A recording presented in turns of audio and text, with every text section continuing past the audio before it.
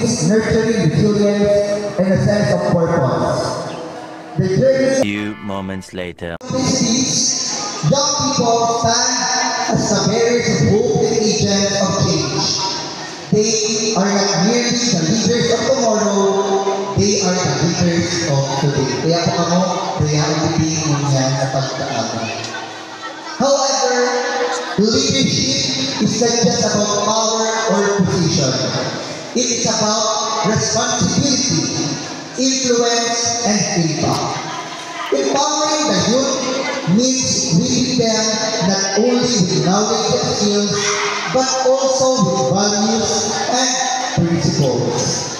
It means nurturing leaders who live with integrity, empathy, and purpose.